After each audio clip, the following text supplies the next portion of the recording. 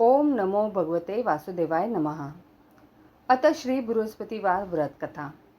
भारतवर्ष में एक प्रतापी और दानी राजा राज्य करता था। वह नित्य गरीबों और ब्राह्मणों की सहायता करता था। यह बात उसकी रानी को अच्छी नहीं लगती थी। वह न ही गरीबों को दान देती, न ही भगवान का पूजन करती थी और राजा को भी दान देने से मना किया करती थी। एक दिन राजा शिकार खेलने वन को गए हुए थे, तो रानी महल में अकेली थी। उसी समय बृहस्पति देव साधु वेश में राजा के महल में भिक्षा के लिए गए और भिक्षा मांगी। रानी ने भिक्षा देने से इनकार किया और कहा, हे साधु महाराज, मैं तो दान पुण्य से तंग आ गई हूँ। मेरा पति सारा धन लुटाते रहते हैं। मेरी इच्छा है कि हमारा धन नष्ट हो जाए, फिर न रहेगा बांस, न बजेगी बांसुरी। साधु ने कहा, देवी तुम तो बड़ी विचित्र हो।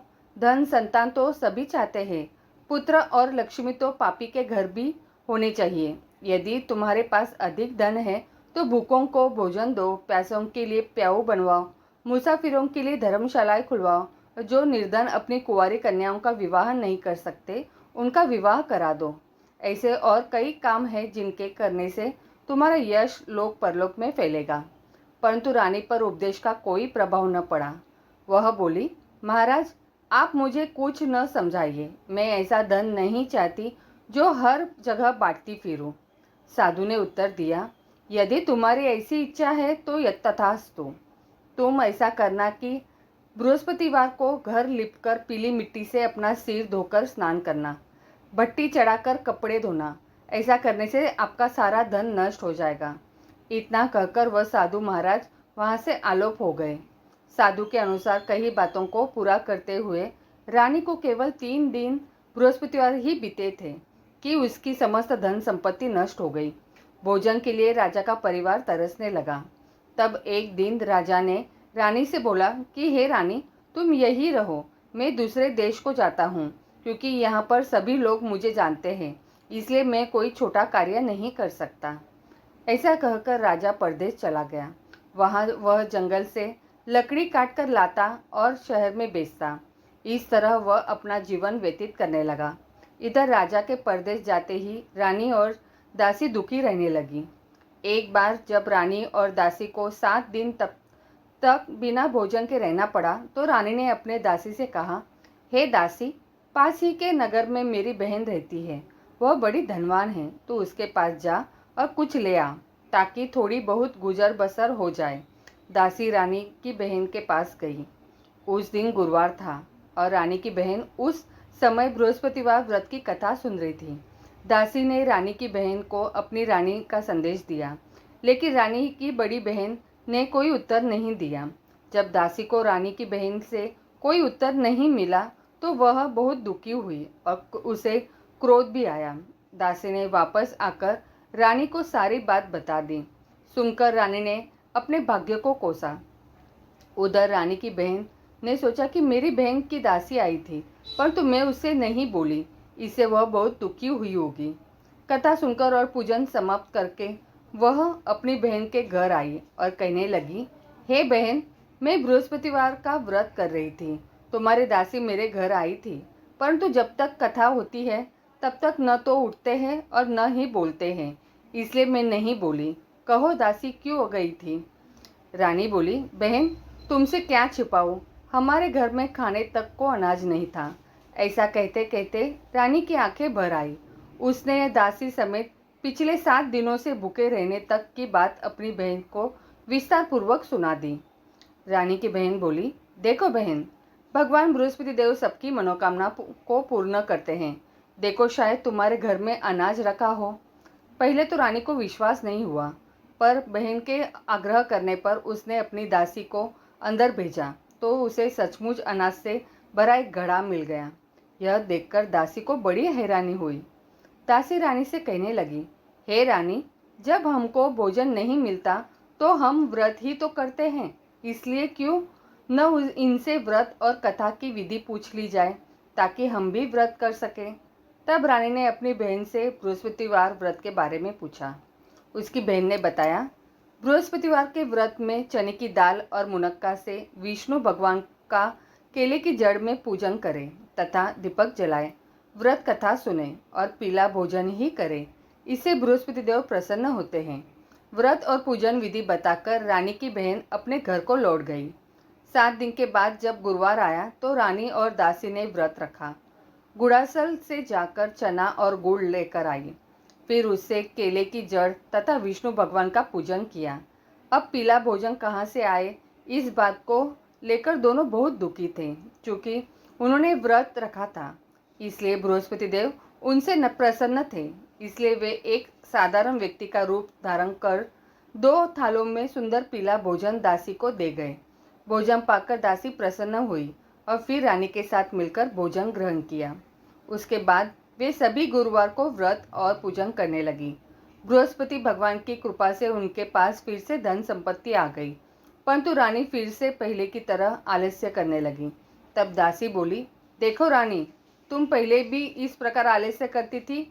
तुम्हें धन रखने में कष्ट होता था, इस कारण सभी धन नष्ट हो गया, और अब जब भगवान बृहस्पति की कृपा से धन मिला है तो तुम्हें फिर से आलस्य होता है। रानी को समझाते हुए दासी कहती है कि बड़ी मुसीबतों के बाद हमने यह धन पाया है, इसलिए हमें दान पुण्य करना चाहिए, भूखे मनुष्यों को भोजन कराना चाहिए और धन को शुभ कार्यों में खर्च करना चाहिए, जिससे तुम्हारे कुल का यश बढ़ेगा, स्वर्ग की प्राप्ति होगी और पितृ प्रसन्न होंगे। दासी की बात मानकर रानी अपना धन शुभ कार्यों में खर्च करने लगी, जिससे पूरे नगर में उसका यश फैलने लगा। बृहस्पतिवार व्रत कथा के बाद श्रद्धा के साथ आरती की जानी चाहिए। इसके बाद प्रसाद बांटकर उसे ग्रहण करना चाहिए। एक दिन राजा दुखी होकर जंगल में एक पेड़ के नीचे आसन जमाकर बैठ गया। वह अपनी दशा को याद करके व्याकुल होने लगा। बृहस्पतिवार का दिन था। एकाएक उसने देखा कि निर्जन वन में एक साधु प्रकट हुए। वह साधु वेश में स्वयं बृहस्पति देवता थे। लकड़हारे के सामने आकर बोले, हे लकड़हारे, इस सुनसान जंगल में तू चिंता मग्न क्यों बैठा है? लकड़हारे ने दोनों हाथ जोड़कर प्रणाम किया और उत्तर दिया, महात्मा जी, आप सब कुछ जानते हैं, मैं क्या कहूँ।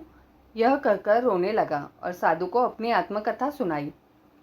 महात्मा जी ने कहा, तुम्हारी स्त्री ने बृहस्पतिवार के दिन बृहस्पति भगवान का निराकार किया था है, जिसके कारण रुष्ट होकर उन्होंने तुम्हारी यह दशा कर दी। अब तुम चिंता को दूर करके मेरे कहने पर चलो तो तुम्हारे सब कष्ट दूर हो जाएंगे और भगवान पहले से भी अधिक संपत्ति देंगे। तुम बृहस्पतिवार के दिन कथा किया करो। 2 पैसे के चने मुनक्का लाकर उसका प्रसाद बनाओ और शुद्ध जल से लोटे में शक्कर मिलाकर अमृत तैयार करो। कथा के पश्चात अपने सारे परिवार और सुनने वाले प्रेमियों में अमृत व प्रसाद बांटकर आप भी ग्रहण करो। ऐसा करने से भगवान तुम्हारी सब मनोकामनाएं पूरी करेंगे। साधु के ऐसे वचन सुनकर लकड़हारा बोला, हे प्रभु, मुझे लकड़ी बेचकर इतना पैसा नहीं मिलता जिससे भोजन के उपरांत कुछ बचा सकूं। मैंने रात्रि में अपनी स्त्री को व्याकुल देखा है। मेरे पास कुछ भी नहीं जिससे मैं उसकी खबर मंगा सकूं। साधु ने कहा, हे लकड़हारे, तुम किसी बात की चिंता मत करो। बृहस्पति के दिन तुम रोजाना की तरह लकड़ियां लेकर शहर को जाओ। तुमको रोज से दुगुना धन प्राप्त होगा, जिससे तुम भली भांति भोजन कर लोगे तथा बृहस्पति देव की पूजा का सामान भी आ जाएगा। इतना कहकर साधु अंतर्ध्यान हो गए। धीरे धीरे समय व्यतीत होने पर ही वही बृहस्पतिवार का दिन आया। लकड़हारा जंगल से लकड़ी काटकर किसी शहर में बेचने गया। उसे उस दिन और दिन से अधिक पैसा मिला। राजा ने चना गुड़ आदि लाकर गुरुवार का व्रत किया। उस दिन से उसके सभी क्लेश दूर हुए। परंतु जब दोबारा गुरुवार का दिन आया तो बृहस्पतिवार का व्रत करना भूल गया। इस कारण बृहस्पति भगवान नाराज हो गए। उस दिन उस नगर के राजा ने विशाल यज्ञ का आयोजन किया था तथा शहर में यह घोषणा करा दी कि कोई भी मनुष्य अपने घर में भोजन न बनवाए, न आग जलाए। समस्त जनता मेरे यहाँ भोजन करने आवे। इस आज्ञा को जो न मानेगा उसे फांसी की सजा दी जाएगी। इस तरह की घोषणा संपूर्ण नगर में करवा दी गई। राजा की आज्ञानुसार शहर के सभी लोग भोजन करने गए, लेकिन लकड़हारा कुछ देर से पहुंचा, इसलिए राजा उसको अपने साथ घर लिवा ले गए और ले जाकर भोजन करा रहे थे तो रानी की दृष्टि उस खूंटी पर पड़ी जिस पर उसका हार लटका हुआ था। वह वहां पर दिखाई नहीं दिया। रानी ने निश्चय किया कि मेरा हार इस मनुष्य ने चुरा लिया है। उसी समय सिपाहियों को बुलाकर उसको कारागार में डलवा दिया। जब लकड़हारा कारागार में पड़ गया और बहुत दुखी होकर विचार करने लगा कि न जाने कौन से पूर्व जन्म के कर्म से मुझे यह दुख प्राप्त हुआ है, और उसी साधु को याद करने लगा जो कि जंगल में मिला था। उसी समय तत्काल बृहस्पति देव साधु के रूप में प्रकट हुए और उसकी दशा को देखकर कहने लगे, अरे मूर्ख, तूने बृहस्पति देव की कथा नहीं करी, इस कारण तुझे दुख प्राप्त हुआ। अब चिंता मत कर, बृहस्पतिवार के दिन कारागार के दरवाजे पर 4 पैसे पड़े मिलेंगे, उनसे तू बृहस्पति देव की पूजा करना, तेरे सभी कष्ट दूर हो जाएंगे। बृहस्पति के दिन उसे 4 पैसे मिले। लकड़हारे ने कथा कही। उसी रात्रि को बृहस्पति देव ने उस नगर के राजा को स्वप्न में कहा, हे राजा, तुमने जिस आदमी को कारागार में बंद कर दिया है वह निर्दोष है, वह राजा है, उसे छोड़ देना। रानी का हार उसी खुटी पर लटका है, अगर तू ऐसा नहीं करेगा तो मैं तेरे राज्य को नष्ट करा दूंगा। इस तरह रात्रि के स्वप्नों को देखकर राजा प्रातःकाल उठा और खुटी पर हार देखकर लकड़हारे को बुलाकर क्षमा मांगी तथा लकड़हारे को योग्य सुंदर वस्त्र आभूषण देकर विदा कर दिया। बृहस्पति देव की आज्ञानुसार लकड़हारा अपने नगर को चल दिया। राजा जब अपने नगर के निकट पहुंचा तो उसे बड़ा आश्चर्य हुआ। नगर में पहले से अधिक बाग, तालाब, कुएं तथा बहुत सी धर्मशाला, मंदिर आदि बन गई है। राजा ने पूछा, यह किसका बाग है और धर्मशाला है? तब नगर के सब लोग कहने लगे, यह सब रानी और बांदी के हैं। तो राजा को आश्चर्य हुआ और गुस्सा भी आया। जब रानी ने यह खबर सुनी कि राजा आ रहे हैं तो उन्होंने बांदी से कहा कि हे दासी, देख राजा हमको कितनी बुरी हालत में छोड़ गए थे, हमारी ऐसी हालत देखकर वह लौट न जाए, इसलिए तू दरवाजे पर खड़ी हो जा। आज्ञानुसार दासी दरवाजे पर खड़ी हो गई। राजा आए तो उन्हें अपने साथ लिवा लाई। तब राजा ने क्रोध करके अपनी रानी से पूछा कि यह धन तुम्हें कैसे प्राप्त हुआ है? तब उन्होंने कहा, हमें यह सब धन बृहस्पति देव के इस व्रत के प्रभाव से प्राप्त हुआ है। राजा ने निश्चय किया कि 7 रोज बाद तो सभी बृहस्पति देव का पूजन करते हैं, परंतु मैं प्रतिदिन 3 बार कहानी तथा रोज व्रत किया करूँगा। अब हर समय राजा के दुपट्टे में चने की दाल बंधी रहती था तथा दिन में 3 बार कहानी कहता। एक रोज राजा ने विचार किया कि चलो अपनी बहन के यहाँ हो आवे। इस तरह निश्चय कर राजा घोड़े पर सवार हो अपनी बहन के यहाँ को चलने लगा। मार्ग में उसने देखा कि कुछ आदमी एक मुर्दे को लिए जा रहे। उन्हें रोककर राजा ने कहने लगा, अरे भाइयों, मेरी बृहस्पति देव की कथा सुन लो। वे बोले, लो, हमारा तो आदमी मर गया है, इसको अपनी कथा की पड़ी है। परंतु कुछ आदमी बोले, अच्छा कहो, हम तुम्हारी कथा भी सुनेंगे। राजा ने दाल निकाली और जब कथा आदि हुई कि मुर्दा हिलने लग गया, और जब कथा समाप्त हो गई तो राम राम करके मनुष्य उठकर खड़ा हो गया। आगे मार्ग में उसे एक किसान खेत में हल चलाता मिला। राजा ने उसे देख और उससे बोले, अरे भाइयों, तुम मेरी बृहस्पतिवार की कथा सुन लो। किसान बोला, जब तक मैं तेरी कथा सुनूंगा तब तक 4 हरैया जोत लूँगा। जा अपनी कथा किसी को सुनाना। इस तरह राजा आगे चलने लगा। राजा के हटते ही बैल पछाड़ खाकर गिर गए तथा किसान के पेट में बड़ी जोर का दर्द होने लगा। उस समय उसकी माँ रोटी लेकर आई। उसने जब यह देखा तो अपने पुत्र से सब हाल पूछा और बेटे ने सभी हाल कह दिया। तो बुढ़िया दौड़ी दौड़ी उस घोड़सवार के पास गई और उससे बोली कि मैं तेरी कथा सुनूंगी, तो वो अपनी कथा मेरे खेत पर चलकर ही कहना। राजा ने बुढ़िया के खेत पर जाकर कथा कही, जिसके सुनते ही वह बैल उठ खड़ा हुए तथा किसान के पेट का दर्द भी बंद हो गया। राजा अपनी बहन के घर पहुंचा। बहन ने भाई की खूब मेहमानी की।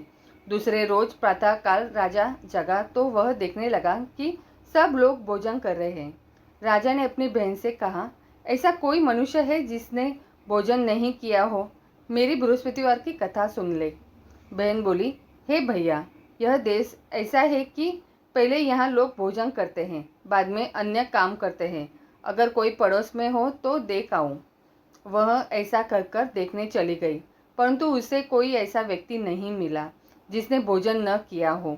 अंततः वह एक कुम्हार के घर गई जिसका लड़का बीमार था। उसे मालूम हुआ कि उनके यहाँ 3 रोज से किसी ने भोजन नहीं किया। रानी ने अपने भाई की कथा सुनने के लिए कुम्हार से कहा। वह तैयार हो गया। राजा ने जाकर बृहस्पतिवार की कथा कही, जिसको सुनकर उसका लड़का ठीक हो गया। अब तो राजा की प्रशंसा होने लगी। एक रोज राजा ने अपनी बहन से कहा कि हे बहन, हम अपने घर को जाएंगे, तुम भी तैयार हो जाओ। राजा की बहन ने अपनी सास से कहा। सास ने कहा, चली जा, परंतु अपने लड़के को मत ले जाना, क्योंकि तेरे भाई के कोई औलाद नहीं है। बहन ने अपने भैया से कहा, हे भैया, मैं तो चलूंगी, पर कोई बालक नहीं जाएगा। राजा बोला, जब कोई बालक नहीं चलेगा तब तुम ही क्या करोगी। बड़ी दुखी मन से राजा अपने नगर को लौट आया।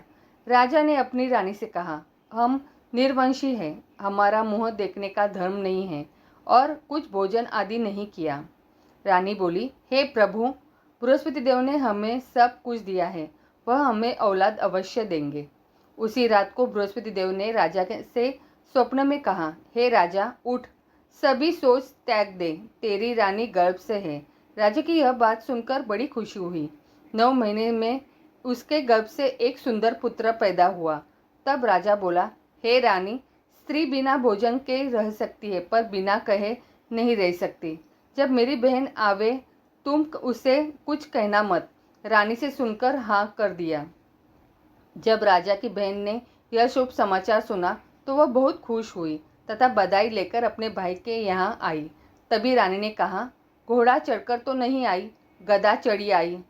राजा की बहन बोली, भाभी, मैं इस प्रकार न कहती तो तुम्हें औलाद कैसे मिलती। बृहस्पति देव ऐसे ही जैसी जिसकी मन में कामनाएं हैं सभी को पूर्ण करते हैं। जो सद्भावना पूर्वक बृहस्पतिवार का व्रत करता है एवं कथा पढ़ता है अथवा सुनता है, दूसरों को सुनाता है, बृहस्पति देव उसकी भी सभी मनोकामना पूर्ण करते हैं। तो बोलो बृहस्पति देवता की जय।